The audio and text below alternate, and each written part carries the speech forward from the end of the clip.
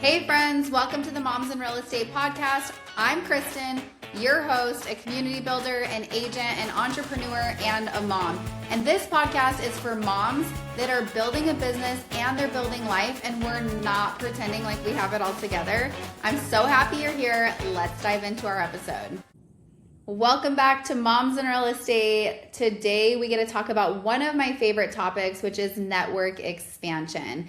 And I love this topic because I genuinely love meeting new people all week, every week. I really do like it. And I know some people don't like to do it. And I know we're busy and I know it's hard. But it's crazy. You know, over the years, you guys, I talk to agents all week, every week. And over the years, like one thing that I've seen, like this common thing happening is I've seen these women who've had these really successful real estate businesses, and all of a sudden the business has stopped and they're like, I don't have the business that I once had. And so first question I always ask is, well, how are you meeting new people on a regular basis? And I wait, and they don't have an answer for that. And so it's like, yes, we like nurture and love on our past clients, but what about new people? Okay, we need to be able to answer, how am I meeting new people on a regular basis? And once I meet them, how am I staying relevant to them? And then you put process and procedure around it. So I think that's a question. Like right now, I really encourage you, as you're listening, to answer that question. Like, what are the ways that you are always meeting new people? And that could be, you know, obviously traditionally in real estate, we've got things like cold calling, door knocking, open houses, community events, farming neighborhoods. Those are all fantastic ways. Some ways that I've done it is I have always used a podcast. Has always been such a great door opener for me to start to build a relationship with somebody. I have 2 podcasts. I even have like a mini series that I'm doing right now. And it's just a great thing because what I've found through podcasting is that people want to share their story, but they don't have a platform. So, you know, how cool is it to be able to say, hey, I've curated this platform in this space, and I want you to come share your amazing story with my audience. And so that's something that's a little bit different than something traditional, like, you know, if you were going to be farming a neighborhood, for example, or doing community events. The thing about it is, if you're going to pick something, any of these topics, you've got to say, okay, let's say I'm going to start podcasting and I'm going to interview all the local people in my local market. So all the local entrepreneurs. Maybe you pick entrepreneurs, or maybe you want to share like home buying stories, and you pick some really cool stories that either you yourself have been a part of, or, you know, it could even be a different agent. You're just sharing the home buying journey. But you want to think, okay, once they've been on the podcast, do we get off the podcast and then there's nothing afterwards?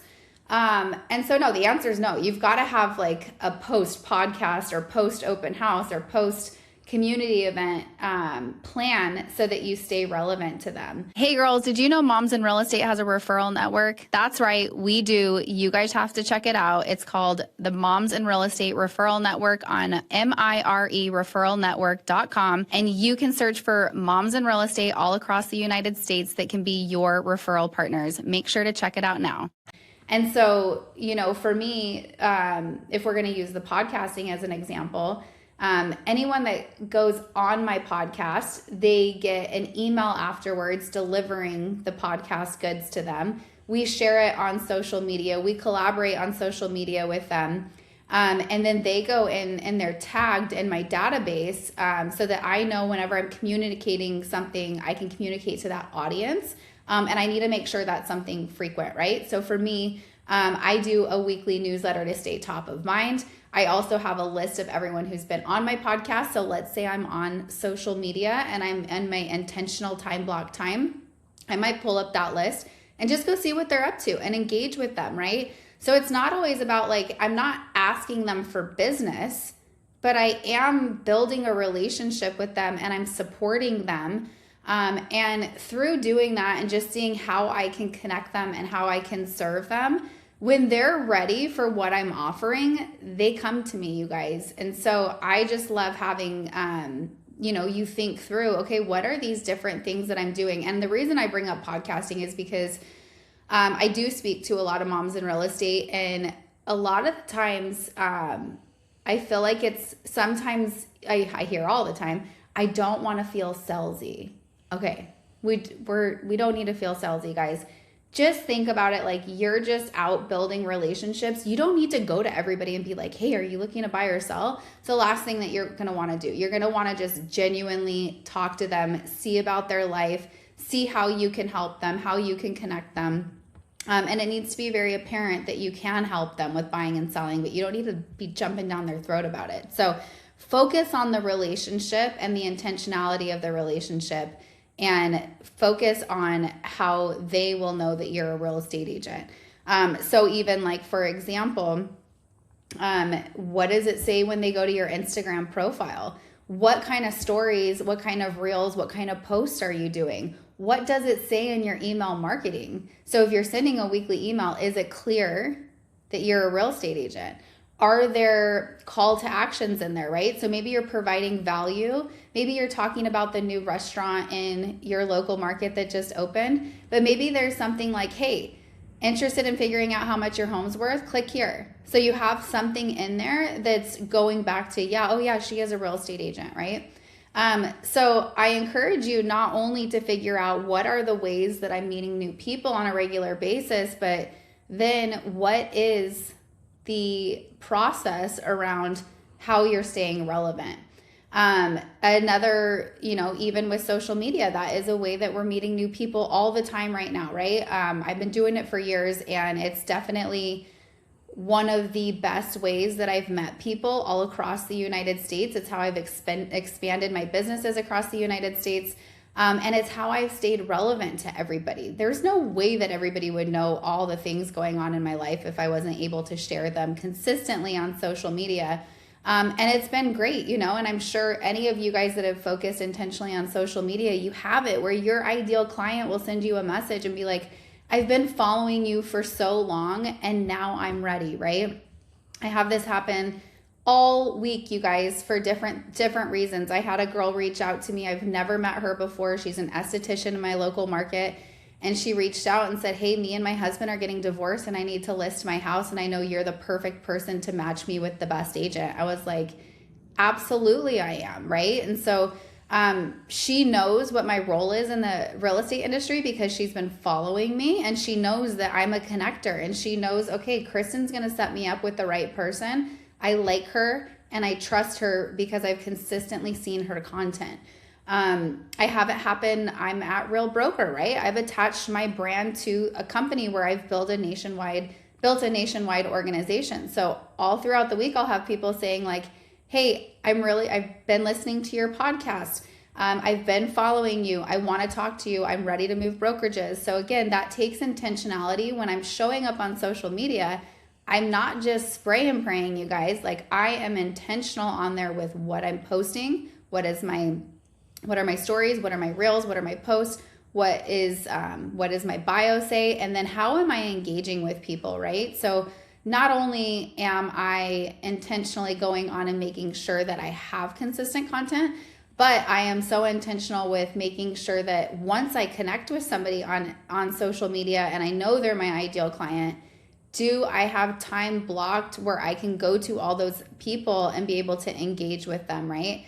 I will tell you, sometimes that can feel like when you're building a relationship, you guys, some people might think like, even if you're putting somebody in your CRM and you're scheduling to follow up, sometimes it can feel unauthentic. It did for me at first, but it's not, because we're busy, we're moms, we're running businesses. And when we're meeting so many people, if we don't have a process in place, it's just, we're not going to remember. So it's actually something that has a lot, like through time, I've been like, okay, this is actually just making me a better friend and a better person to be able to go serve them if I have this intentional time and I can go to this list, because these are actual people that I would go and have a coffee with. They are people that I would go and have a glass of wine with. I'm not intentionally building a relationship with, some guy who's a hustler and that talks about grinding 24/7 or whatever, right? I'm not like, that's not the person I'm connecting with. I'm connecting with the moms in real estate who have young kids, who are authentic, who are focused on, whatever, right? So I know that these are my people. So when I started shifting my mind, I'm like, okay, this isn't something that, I need to feel like it's unauthentic. So again, like social media could be one of those things where you say, how am I meeting new people on a regular basis? And Instagram is the way. So when I go on, anyone that follows me, here's my process. I'm going to go follow them back. I'm going to go look at their profile. I'm going to find something that I like about it. I'm going to tell them what I like about it. I'm going to engage with them. And then I'm probably going to show up a couple days later and do the same thing because I want to stand out to that person. So whatever your process is, put it together and stay consistent with it. Something that's helped me is when I say time block, you guys, when it comes to social media, like have 10 minutes, 15 minutes in the morning, have 15 minutes in the afternoon where it's like, okay, go on there and do your job. Don't just doom scroll. Don't go through, you get lost in a black hole. So you could do that at a different time. But when you have this 15-minute block on your calendar, it's going to make you intentionally go in there and be productive on there. Tell me if this is you. You're between a showing and school pickup, and you realize you haven't posted on Instagram in 2 weeks.